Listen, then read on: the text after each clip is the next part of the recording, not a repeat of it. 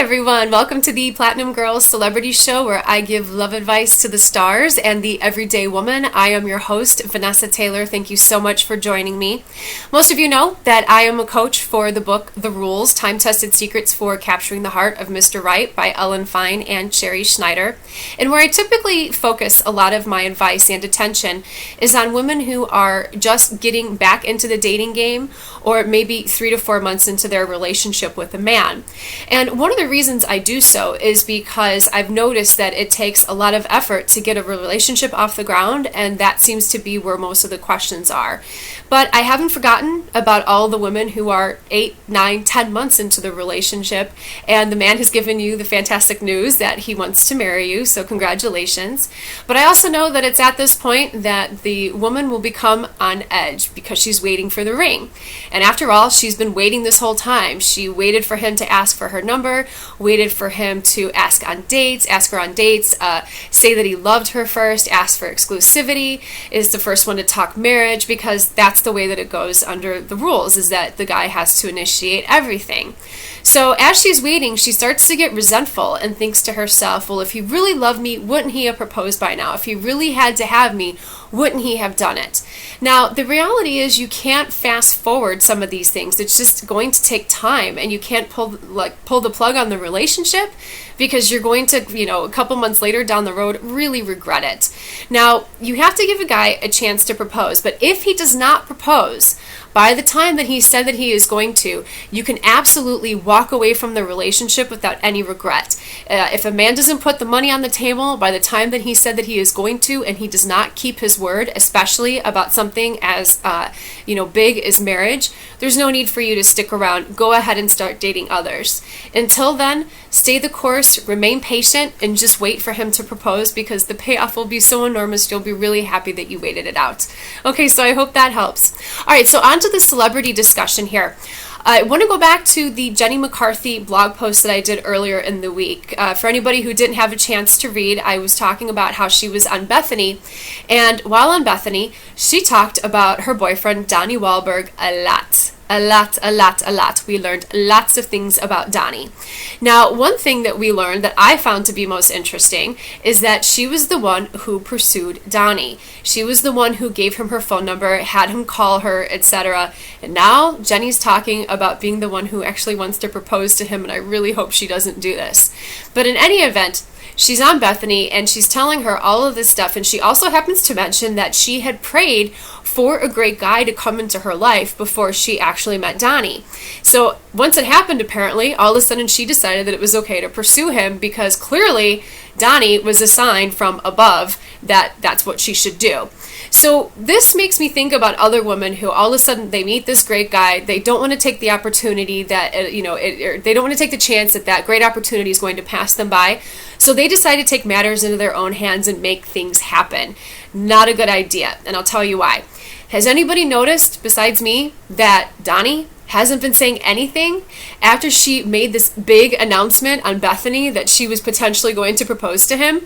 Have we heard anything from him? Has he tweeted anything? He didn't say anything like, oh, Jenny, there will be no need for you to propose because I love you so much, I'm going to do it anyway.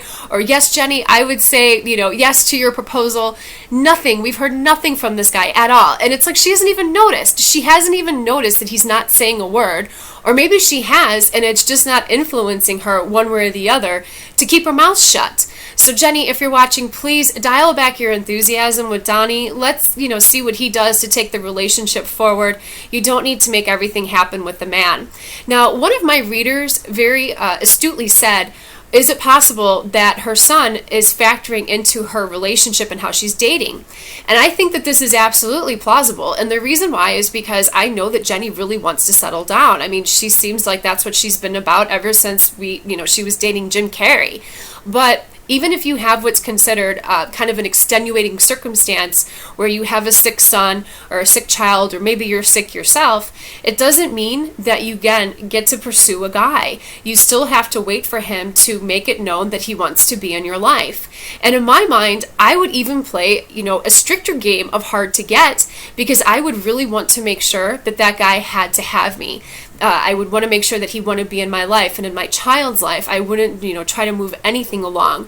So hopefully Donnie will, do this for Jenny, but the rate that it's going right now with how much she's doing, I don't see it happening. But again, I wish the best for her. Okay, so moving on, let's talk about Alex Rodriguez and his girlfriend, Tori Wilson.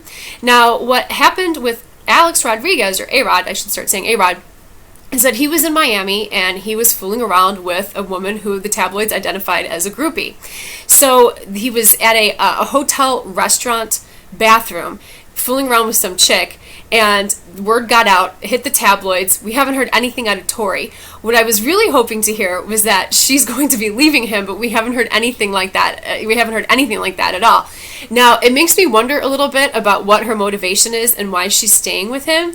And I have to wonder, is it because of his status or, his power, his money, whatever it is? Why is she staying with him? Because obviously if he's cheating on her, he doesn't even care about the fact that she was so loyal to him while he's been going through all of his legal woes. So I've been really wanting to see news that Tori is going to leave him because, if she's not, I feel like she's selling out and it's going to come at the expense of her self-respect.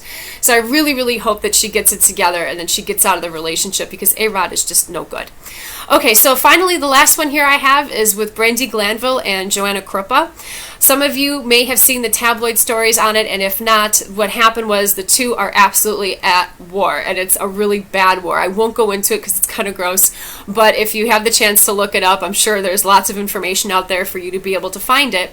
But really, Brandi started a war with Joanna, and she should have kept her mouth shut, but she didn't, and now she's paying because she's getting attacked left and right from everyone on Twitter. And also the other housewives are really not very happy with her either. So my advice as well is that when you're, with your girlfriends and you're having these fights with them, try not to have bitter arguments because it's going to cross over into your love life.